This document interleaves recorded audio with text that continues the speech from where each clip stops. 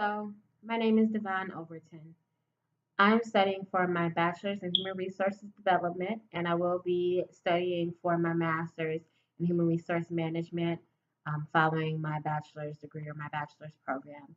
My senior capstone project is on diversity in workplaces across America, specifically diversity in leadership roles across workplaces across America. My hypothesis is that there is definitely a lack of diversity in workplaces across America, as well as a lack in diversity of those workplaces across America.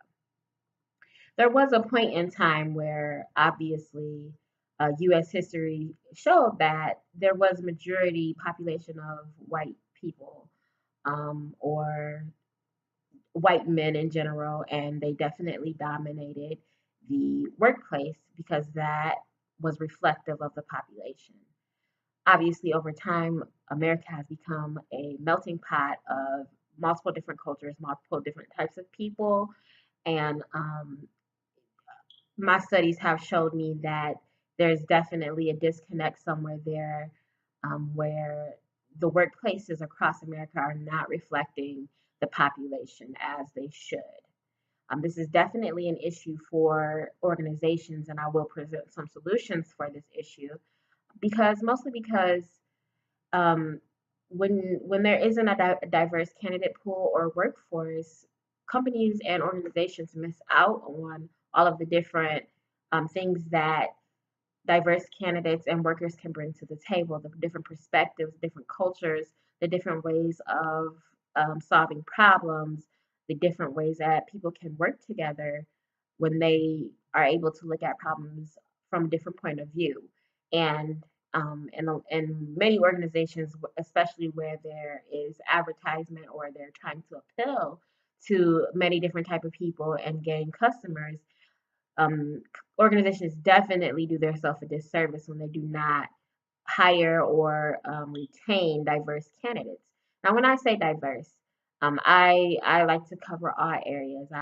For me, I define that as women, um, non-white workers, people with disabilities or disabled workers, queer workers or LGBTQI workers, or anyone that identifies or self identifies within one of those categories or many of those categories.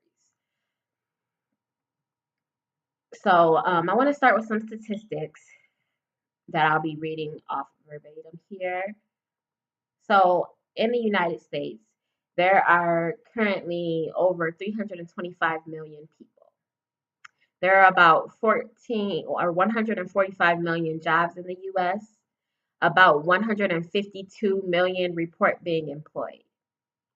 And there are only enough jobs for 45% of the population to be employed. So, just off of some of those numbers there, you can see that there is a huge potential for issues when there isn't work available for everyone that is a potential or eligible worker in America. If only about half of the population, less than half the population, is even able to be employed, the job market and the job pool become a little bit more aggressive. So, 40, that being said, about 47% of Americans are employed, and that number versus the 45% of jobs that are available for people to be employed in, there is going to be a little bit of disconnect because when I did run my numbers across multiple sources just to check for accuracy, and two, some people don't consider themselves employed because they own a business. So there is where some of that overlap is. So 44% of Americans belong to an ethnic or racial minority group. And that is just one of the many categories of diversity. And that gives you some idea of some of how the makeup of the population and the job market is. If 40, there's only enough jobs for 45% of America, and there's 44% of America that belong to an ethnic or racial minority group, that kind of gives you an idea. There's either only just enough for minorities or ethnic minorities to be employed. Um, or, depending on the other numbers and the other ethnic groups that are in America, what's available for them to be employed. So, based on, I broke down my project in statistics based on each of those groups. So, I want to start with workforce statistics based on race.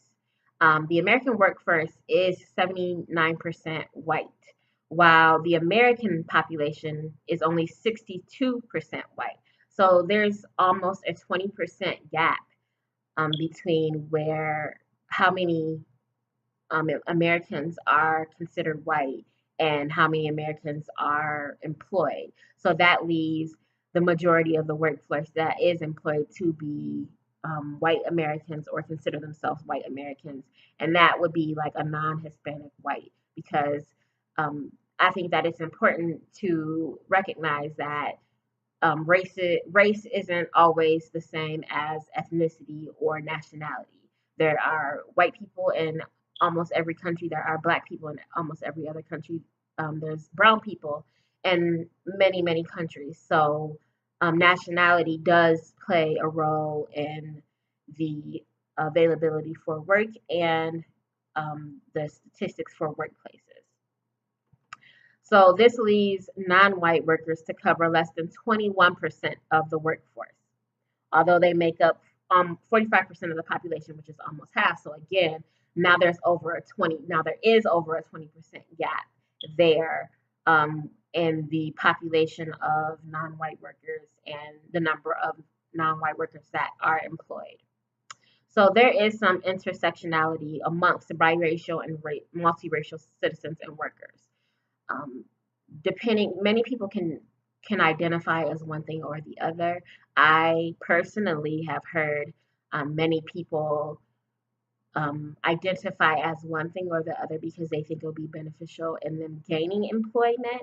So they'll either say that they are a minority or that they are a white worker, even though they're actually multiracial or biracial. And there's not always the option for on some of the forms that are available for census information across workforces or workplaces that identify people in the areas of racial, ethnic, and nationality identity that they carry. So there is a little bit of overlap there, and there will be some missing data there. Most of this information is collected through self identification. So, again, there is some room for error there. And another interesting bit of statistical information is that 20% of Congress is also non-white. So I did want to take a look at many different industries during this project that would mean, private sector, public sector, and even some governmental. Now, there are many governmental offices that are appointed, but it is still an opportunity where people are not given that employment or are not given the opportunity for that gainful employment to represent the population accurately. So, workforce statistics for women. Women make up about 47% of the American workforce and over 50% of the population. So, women are pretty close to the number of women in the workplace are pretty close and representative to the number of women that are in America. So it's pretty even there, and it's pretty, I would say, I guess, fair if you want to use that terminology. However, there are only 23 women CEOs, or 4.6% of Fortune 500 companies have female CEOs. So, although women are being pulled into the workplace, they are not necessarily being pulled into more substantial roles or upper management roles or leadership roles. They're not accurately presented or represented across um, Fortune 500 companies and many other companies in upper management or leadership roles. And 19.4% of the U.S. Congress are women. So again, women are not equally represented in Congress as they are in correlation. I'm sorry, with the population of women in America. There's about a 20% gap between, or I'm sorry, 30% gap between the female population and the number of females that are represented in the Congress. So, workforce statistics for individuals with disabilities or people that identify as disabled, 20% of the workforce is disabled or has a disability. Disability can be a little bit more tricky than other areas of diversity. Some people are very, very private about their disabilities. They may not be honest or readily give up that information as to whether or not they are disabled or if they have a disability. So there's definitely some room for error in the consensus for the population of disabled workers. However, the 20% of the workforce is disabled or identifies as having a disability. This class has the most accurate representation in the workforce versus the population. So this one is even more accurate than the female population. It's more even or fair um, of a representation across the workforce. So 41% of the disabled population themselves are employed. So a little less than half of disabled people are employed, but with that number, you have to consider the fact that many disabled people are not able to work or are unable to find jobs that they can physically or mentally perform. So, with that in mind, I couldn't find any data to suggest that people were appointed in Congress with disabilities or there were disabled people in Congress. And I can also not find any data on statistics of CEOs in Fortune 500 companies being disabled, having disabilities, or identifying as either or. And again, some people, that can be more of a medical thing, and some people are much more um, quiet about what their disabilities or if they consider themselves or if they even identify as having a disability. So that is something to keep in mind with that data. And so for the LGBT community or the queer community, 3.5% of the American population identify as lesbian, gay, bisexual, or transgender, queer, or intersex. Excuse me. This one can also be pretty tricky. People are private about this information. They're not always very forthcoming with it. Some people don't know if they identify as one of these queer statuses, and some people just do not feel that it's information that they want to share. But according to census information available by ucla.edu, 3.5% of the American population do identify as LGBTQI individuals. And so, again, that's a very subjective status. It's really up to the individual. This queerness can be a scale, it can be a spectrum. It's not really a scale, it's more of a spectrum. I'm sorry. People can identify as queer, one of these queer statuses at some point in life, and later on in life not identify as that, or vice versa. And it's not always a visible or genetic thing. So it can also, that can be another thing that makes it a little more difficult to identify. And so 48% of queer people hide their queer status in a professional environment. So when people are going in for interviews or going to gain employment, they may try to hide or just not divulge that information. So there is there are opportunities for people to still gain employment despite their queer status in situations where they feel that it might not be favorable that they are queer. And up to 17% of queer workers are fired or passed up on promotions because of their queer status. So that is something, again, that is related to the people who hide their queerness or their queer status in the workplace, or they don't divulge that information. And once they do divulge that information, they are much more likely to be discriminated upon and not given opportunities to advance with a corporation. So, of course, there are a ton of places that have information for these type of statistics. I gathered from multiple places. Much of my information came directly from the census.